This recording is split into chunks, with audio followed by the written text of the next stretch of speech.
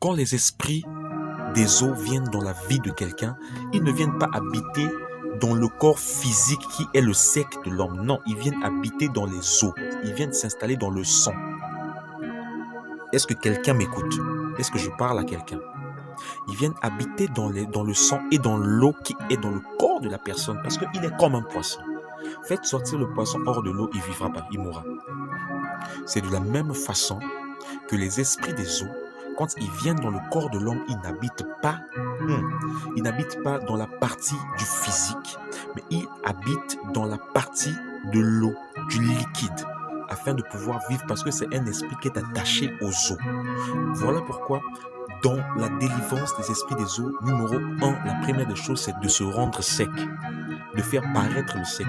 Or, comment faire paraître le sec? Tu sais que dans le corps physique, si déjà tu n'as plus d'eau, c'est que tu vas mourir. Cela revient à dire que tu peux le faire, mais que en esprit. La Bible dit dans Galates 2:20, j'ai été crucifié avec Christ, et si je vis, ce n'est plus moi qui vis, c'est Christ qui vit en moi. Et si je vis maintenant dans ma chair, je vis dans la foi au Fils de Dieu qui m'a aimé et qui s'est livré lui-même pour moi. Donc, pour que tu puisses faire paraître le sec, il faut que tu puisses d'abord mourir de chair. Voilà pourquoi il te faut mettre les gants et combattre contre les esprits des eaux. Je vais vous donner un exemple. Remarquez que toutes les villes qui sont bâties à côté des eaux, à côté d'une mer, à côté d'une côte, cette ville-là a des critères qui sont représentés sur tout le monde dans la population. Par exemple, il y aura un esprit fort d'impudicité dans la ville, numéro 1. Numéro 2, vous allez voir qu'il y aura les jeunes seront beaucoup agités, ils seront animés de colère, de rage.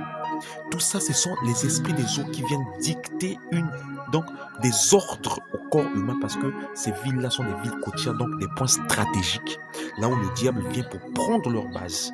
Et ce sont des villes qui sont plus proches de la base de Lucifer qui est donc dans les eaux. Et aussi, il y a à savoir que les eaux représentent aussi des portes spirituelles. Dites avec moi des portes spirituelles. Pour ceux qui étudient beaucoup, vous allez comprendre qu'il y a 12 portes spirituelles dans les eaux, pratiquement dans le monde tout entier. Or, le chiffre 12, vous allez le retrouver aussi dans les 12 fondements de la Nouvelle Jérusalem, qui est la cité de l'Église, la cité de Dieu. Le diable ne fait que copier ce qui est de Dieu. Écoute-moi très attentivement. Ces 12 portes qui sont sur la terre permettent aux esprits des eaux de quitter le monde satanique, d'entrer dans le monde des humains, de pouvoir prendre les corps humains et marcher dans les hommes. Vous allez constater que, par exemple, allez à Pointe-Noire.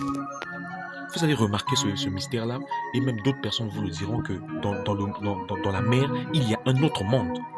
La preuve en est, vous avez sûrement dû entendre l'histoire, ou d'autres même ont dû vivre cette histoire-là, auquel des voitures quittaient la mer pour entrer dans la terre, dans les côtes de Pointe-Noire.